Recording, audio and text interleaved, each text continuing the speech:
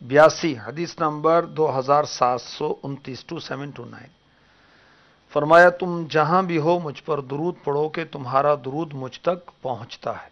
صلو علی الحبیب صلی اللہ تعالی علی محمد وعلی آلہ وصحبہ وبارک وسلم۔ ماہ ذو الحجہ کا آغاز ہو چکا ہے اور یہ مہینہ بہت ہی عظمتوں والا، شرافتوں والا ہے۔ بالخصوص اس مہینے کے ابتدائی جو 10 دن ہیں، پہلا جو عشرہ ہے، یہ بہت ہی بابرکت ہے۔ یاد رکھیے کہ حج کے ان 10 دنوں میں نیک عمل کا ثواب بقیہ دنوں کے مقابلے میں زیادہ حاصل ہوتا ہے، اور ان دنوں میں ہمیں کثرت سے کیا کرنا چاہیے؟ ہمارے آقا صلی اللہ علیہ وسلم نے فرمایا اللہ تعالیٰ کے نزدیک حج کے ان 10 دنوں سے افضل پسندیدہ کوئی دن نہیں۔ ان دنوں میں سبحان اللہ، الحمدللہ، لا الہ الا اللہ اور اللہ اکبر کی کثرت کیا کرو۔ کثرت سے ہم سبحان اللہ سبحان اللہ سبحان اللہ سبحان اللہ عام دنوں میں بھی پڑھنا چاہیے، ان دنوں میں خاص کر اس کا اہتمام کرنا چاہیے۔ الحمدللہ الحمدللہ، یہ وہ کلمات ہیں جو جنت میں درخت لگاتے ہیں، یہ وہ کلمات ہیں جو نام اعمال نیکیوں کا جو پلڑا ہے اس کو بھاری کرتے ہیں۔ لا الہ الا اللہ، لا الہ الا اللہ، اس کو افضل ذکر کہا گیا ہے۔ اور اللہ اکبر، اللہ تعالیٰ کی بڑائی بیان کرنا، ان دنوں میں تو اس کی خاص فضیلت ہے۔ یہ بھی وہ کلمہ ہے جو کہ باقی رہنے والا ہے، اس کا ثواب ہمیشہ رہنے والا ہے، اور یہ بھی جنت میں درخت لگائے جانے کا سبب بنتا ہے۔ اور میرے آقا صلی اللہ علیہ وآلہ وسلم نے فرمایا ان میں یعنی حج کے ابتدائی 10 دن جو ہیں عشرہ ذو الحجہ، اس میں ایک دن کا روزہ 1 سال کے روزوں کے برابر ہے۔ سبحان اللہ، اللہ میں توفیق دے کہ نفلی روزے بھی رکھیں، فرض روزے تو رکھنے ہوتے ہیں، نفل روزے بھی رکھیں ساتھ ساتھ۔ پیر کا روزہ رکھنا سنت ہے، جمعرات کا روزہ رکھنا سنت ہے، ایام 20 ہر چاند کی 13، 14، 15 تاریخ کے روزے رکھنا سنت ہے، اور ان دنوں میں با اہتمام روزے ہمیں رکھنے چاہیے۔ فرض واجب نہیں ہے، نہ رکھے تو کوئی گناہ نہیں، مگر رکھیں تو ثواب بہت ہے۔ اور ان دنوں میں جو دن شروع ہو چکے ہیں حج کے، عید تک نیک عمل کا ثواب 700 گنا تک بڑھا دیا جاتا ہے۔ تو جب اجر و ثواب زیادہ ملے تو بندوں کو چاہیے کہ وہ نیکیاں بھی زیادہ کریں، گناہوں سے اور بھی زیادہ بچیں۔ اللہ تبارک و تعالیٰ ان 10 ایام میں اپنی عبادت کو زیادہ پسند فرماتا ہے، اور ہر دن کا روزہ 1 سال کے روزوں کے برابر، اور رات کو اگر ہم جاگ کر عبادت کریں، نوافل پڑھیں، تلاوت کریں، مدنی چینل ہی دیکھیں، ذکر اذکار کریں، تو ہر رات جو حج کے 10 ایام ہیں یہ عبادت اس کی شب قدر میں عبادت کے برابر ہے۔ سبحان اللہ، بڑا ثواب ملتا ہے اس کا۔ اللہ تعالی ہمیں اس کی قدر نصیب فرمائے۔ حضرت سیدنا ابراہیم خلیل اللہ علی نبی جناب علیہ الصلاۃ والسلام، کچھ ان کا تعارف آج پیش کرتے ہیں۔ آپ کی دین اسلام کی خاطر بہت قربانیاں ہیں۔ یاد رکھیں انبیاء کرام علیہم الصلاۃ والسلام جو بھی دین لے کر آئے وہ دین اسلام ہی تھا۔ بنیادی طور پر عقائد تو سب کے ایک ہی تھے، اللہ کی وحدانیت، قیامت، آخرت، مرنے کے بعد اٹھائے جانا۔ بقیہ عبادات میں کچھ تبدیلیاں رہیں، انداز مختلف رہے۔ تو حضرت سیدنا ابراہیم خلیل اللہ علی نبی جنا علیہ الصلاۃ والسلام کی یاد تازہ ہوتی ہے جب بھی حج کے ایام آتے ہیں، کیونکہ کعبہ آپ نے تعمیر کیا۔ کیونکہ جو ہم عید پر قربانی کرتے ہیں یہ حضرت ابراہیم علیہ السلام کی سنت ہے، تو اس لیے ان ایام میں ہم ان کا ذکر کرتے ہیں، اور اللہ تعالیٰ نے آپ کو بہت مقام و مرتبہ عطا فرمایا ہے۔ آپ کی ایک شان یہ ہے کہ ہر دین والے، ہر مذہب والے آپ کو مانتے ہیں، آپ کی تعریف کرتے ہیں۔ اسلام میں بھی آپ کی تعریف ہے، تو عیسائیت میں، یہودیت میں، بلکہ جو مشرک ہیں وہ بھی حضرت ابراہیم علیہ السلام کی تعریف کرتے ہیں۔ ہر مذہب میں آپ کی تعریف رکھی گئی، آپ کی توصیف رکھی گئی۔ سبحان اللہ۔ آپ کا نام مبارک ہے ابراہیم، اس کے کیا معنی ہیں؟ ہمارے معاشرے کے اندر بھی ماشاءاللہ یہ نام رکھا جاتا ہے، اور بڑا پسندیدہ نام ہے، کیوں نہ پسندیدہ ہو، اللہ کے نبی کا نام ہے، اللہ کے خلیل کا نام ہے۔ ابراہیم کے معنی ہیں ابن رحیم، یعنی مہربان باپ۔ آپ کو مہربان باپ کیوں کہا جاتا ہے؟ اس وجہ سے کہ آپ بچوں پر بہت مہربان تھے، اور بچوں پر شفقت کرنی چاہیے، شریعت کے دائرے میں رہ کر، ظاہر ہے شریعت جس شفقت کی اجازت دیتی وہی شفقت کہلائے گی۔ تو بچوں پر ہم کو بھی شفقت کرنی چاہیے۔ جو اپنے بچوں کو خوش رکھے گا اس کے لیے جنت میں ایک محل ہے، اس کا نام ہے الفرح۔ تو بچوں کو خوش کرنا چاہیے۔ تو حضرت سیدنا ابراہیم خلیل اللہ علی نبینا علیہ الصلوۃ والسلام کا نام مبارک ابراہیم، اس کا مطلب ہے ابن رحیم، یعنی مہربان باپ۔ اور آپ رحم کرنے والے بہت تھے، کرم کرنے والے بہت تھے، مہمان نواز بہت تھے، اس لیے بھی آپ کو ابراہیم کہا گیا، مہربان باپ، بہت مہربانی کرتے ہیں، سب پر مہربانی کرتے ہیں۔ اور یہ بھی کہا گیا، اصل میں یہ لفظ ہے ابرم، جو بعد میں ابراہیم ہوا۔ ابرم کا مطلب ہے بزرگ۔ اور آپ کو بزرگ کیوں کہا جاتا ہے؟ اس لیے کہ آپ ہیں ابو الانبیاء، آپ بہت سے انبیاء کے والد ہیں، یعنی آپ کے بعد جو ہیں جتنے بھی انبیاء تشریف لائے آپ کی اولاد سے تشریف لائے، سبحان اللہ۔ تو یوں آپ کا نام ابراہیم ہوا۔ حضرت ابراہیم خلیل اللہ علی نبینا علیہ الصلوۃ والسلام کی کنیت ہے ابو الضیفان، یعنی بہت مہمان نواز۔ کنیت یاد رکھیے سنت ہے۔ ہمارے آقا صلی اللہ علیہ وسلم کی کنیت کیا ہے؟ ابو قاسم۔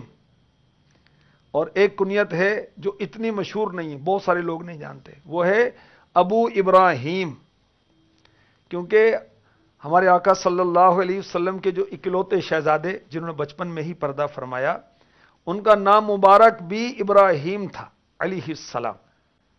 ہمارے آقا علیہ الصلوۃ والسلام نے اپنے جد امجد کی محبت میں ان کا نام ابراہیم رکھا۔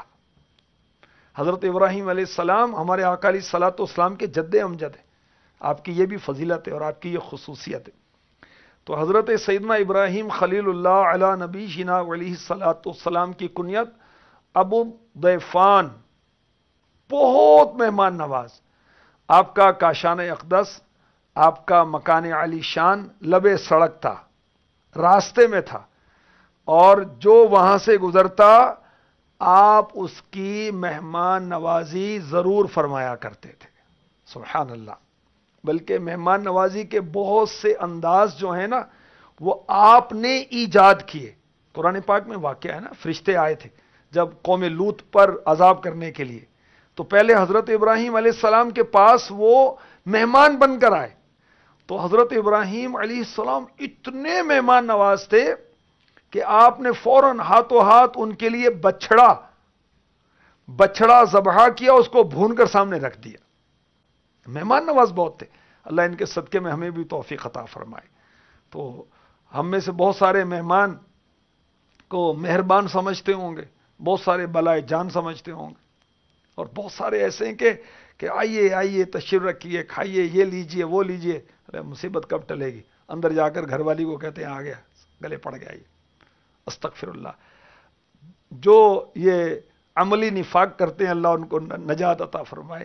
تو مہمان کے آنے پر غمگین نہیں ہونا چاہیے، خوش ہونا چاہیے۔ مہمان رزق اپنا لے کر آیا نا، ہر شخص کا رزق مقدر ہے، وہ رزق اپنا لے کر آیا اور آپ کے لیے ثواب کا باعث بنے گا، آپ کے لیے مغفرت کا باعث بنے گا۔ تو مہمان کے آنے پر پریشان نہیں ہونا چاہیے۔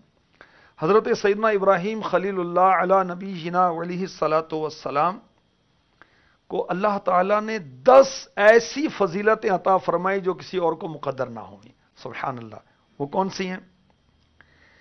ایک فضیلت آپ کی یہ ہے کہ ہمارے آقا مکی مدنی مصطفیٰ صلی اللہ علیہ وسلم کے بعد آپ نبیوں میں سب سے افضل و اعلیٰ ہیں، انبیاء میں سب سے افضل کون ہے؟ ہمارے آقا، ہمارا نبی، ہمارا نبی۔ اعلی حضرت فرماتے ہیں نا، ملک کونین میں انبیاء تاجدار، دنیا آخرت میں تاجدار کون ہے؟ انبیاء۔ ملک کونین میں انبیاء تاجدار، تاجداروں کا آقا ہمارا نبی۔ ہمارے آقا علیہ الصلوۃ والسلام سارے نبیوں کے بھی نبی ہیں۔ اعلی حضرت نے لکھا کہ جو نسبت ایک امتی کو نبی سے ہے وہی نسبت سارے نبیوں کو ہمارے نبی سے ہے۔ الحمدللہ۔ بہرحال انبیاء میں ہمارے آقا صلی اللہ علیہ وآلہ وسلم سب سے افضل و اعلیٰ ہیں۔ والی مکہ، والی طیبہ سب سے افضل و اعلیٰ ہیں، اور ان کے بعد حضرت سیدنا خلیل اللہ، حضرت ابراہیم خلیل اللہ علی نبی جنا علیہ الصلوۃ والسلام افضل و اعلیٰ ہیں۔ اور یہ آپ کی وہ خصوصیت ہے جو کسی اور کو حاصل نہیں۔ ایک آپ کی خصوصیت یہ ہے کہ آپ کے بعد جتنے بھی انبیاء تشریف لائے وہ سب کے سب آپ کی اولاد میں سے ہیں، اس لیے آپ کو کہا جاتا ہے ابو الانبیاء۔ حضرت ابراہیم علیہ السلام کا ایسا مقام ہے، آپ کو کہا جاتا ہے ابو الانبیاء۔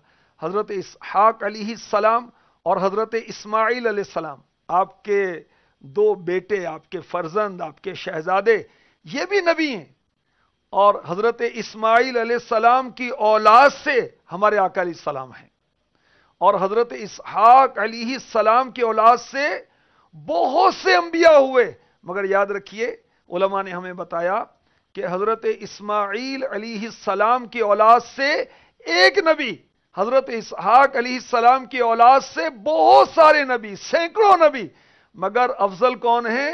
حضرت اسماعیل علیہ السلام۔ کیوں؟ کہ یہ اس نبی کے جد امجد بنے جو سارے نبیوں کے بھی نبی ہیں۔ سبحان اللہ۔ حضرت سیدنا ابراہیم خلیل اللہ علی نبی جنا علیہ الصلوۃ والسلام کی ایک خصوصیت، ایک فضیلت جس میں آپ تنہا ہیں، وہ کیا ہے کہ ہر آسمانی دین میں آپ کی اطاعت کی گئی، آپ کو فالو کیا گیا، آپ کی پیروی کی گئی، یہودیت میں بھی، عیسائیت میں بھی، اور دین اسلام کو بھی کیا کہا جاتا ہے؟ دین ابراہیمی۔ حضرت سیدنا ابراہیم خلیل اللہ علی نبی جنا علیہ الصلوۃ والسلام کی ایک خصوصیت یہ ہے کہ ہر دین والے آپ کی تعظیم کرتے ہیں، آپ کا ادب کرتے ہیں۔ ایک خصوصیت حضرت سیدنا ابراہیم خلیل اللہ علی نبی جنا علیہ الصلوۃ والسلام کو یہ حاصل ہے، جو ہم قربانی کرتے ہیں یہ آپ کی یاد ہے کہ آپ نے اپنے فرزند ارجمند حضرت سیدنا اسماعیل ذبیح اللہ علی نبی جنا علیہ الصلوۃ والسلام کو اللہ کے حکم سے، کیونکہ آپ کو خواب میں دکھایا گیا، اور نبی کی خواب جو ہے وہ وحی ہوتی ہے۔ اب استغفر اللہ کوئی کہے کہ میں نے خواب میں دیکھا کہ میں اپنے بیٹے کو ذبح کرتا ہوں، میں بھی ذبح کر دوں، تو وہ شیطان نے آ کر یہ دکھایا ہوگا۔ اب کوئی ذبح کرے گا وہ قاتل ہوگا اور جہنم کا حقدار ہوگا۔ ہاں، اللہ کے نبی کا خواب وہی ہوتا ہے، اللہ کی طرف سے ہوتا ہے، وہ سچا ہوتا ہے، سچے خواب ہوتے ہیں نبیوں کے۔ تو حضرت ابراہیم خلیل اللہ علی نبی جنا علیہ الصلوۃ والسلام کی یاد، قربانی جو ہم کرتے ہیں، یہ بھی آپ ہی کی یاد ہے۔ اور آپ کی ایک فضیلت اور خصوصیت یہ بھی ہے کہ حج کے ارکان بھی آپ کی یادگار ہیں۔ سبحان اللہ۔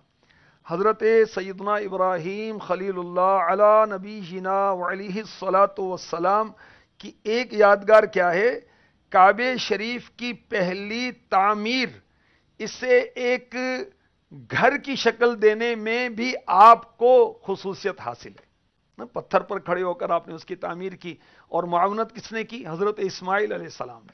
اور اللہ کی شان سے، اللہ کے کرم سے، اللہ کی رحمت سے وہ جو پتھر تھا وہ جنت سے آیا تھا۔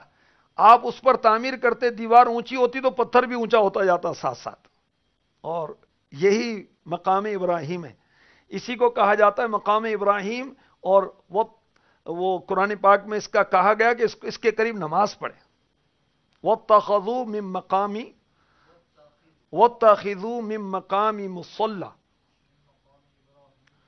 وَاتَّخِذُوا مِن مَّقَامِ ابراہیم مصلی، یعنی ابراہیم کا جو مقام ہے اس کو نماز کی جگہ بناؤ، تو اس کے قریب نماز پڑھنے کی فضیلت ہے۔ اب وہ پتھر جو ہے سبحان اللہ اب بھی موجود ہے، اس کو مقام ابراہیم کہا جاتا ہے۔ اس جنتی پتھر میں حضرت ابراہیم علیہ السلام کے نقش پاک موجود ہیں پاؤں کے، سبحان اللہ۔ ابھی یہ آپ کو مدنی چینل کی اسکرین پر دکھایا گیا، یہ مقام ابراہیم ہے۔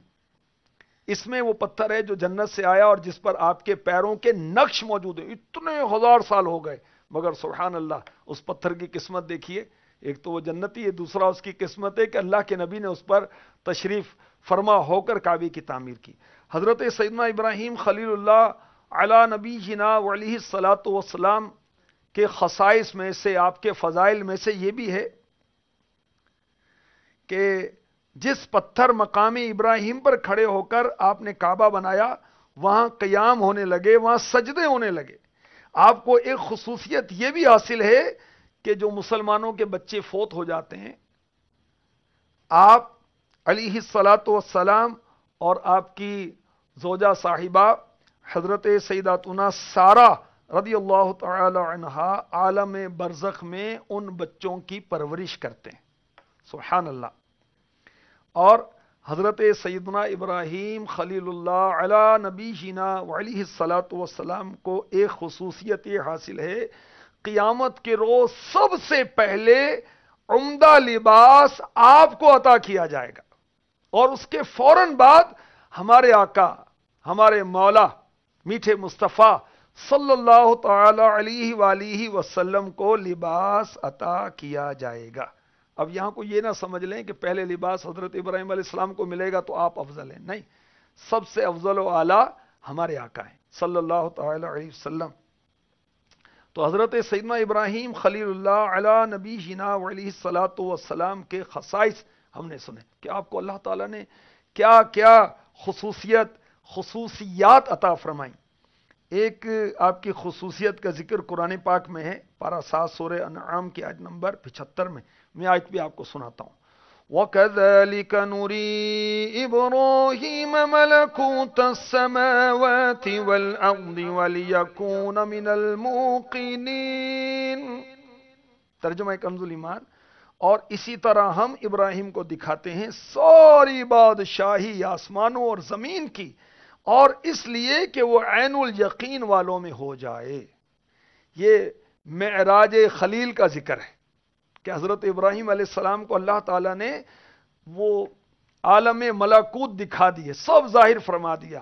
آپ نے آسمانوں میں جو مخلوق فرشتے جو عبادت کر رہے ہیں ان سب کو ملاحظہ فرمایا، اور زمین میں تحت الثری تک آپ نے نظر فرمائی۔ یہ حضرت ابراہیم علیہ السلام کی معراج ہے۔ اور جو معراج مصطفیٰ ہے سبحان اللہ، معراج مصطفیٰ میں تو اللہ تعالیٰ نے اپنے محبوب کو اپنا جلوہ دکھایا، سبحان اللہ، سارا جہاں تو دکھایا اپنا جلوہ دکھایا الحمدللہ۔ تو حضرت سیدنا ابراہیم خلیل اللہ علی نبینا علیہ الصلاۃ والسلام کو اللہ تعالیٰ کی بارگاہ میں بہت بڑا مقام حاصل ہے۔ اللہ تبارک و تعالیٰ ان کے صدقے میں ہم پر رحمت فرمائے اور ہمیں نیک بنائے، آمین، بجاہ النبی الامین صلی اللہ تعالیٰ علیہ وسلم۔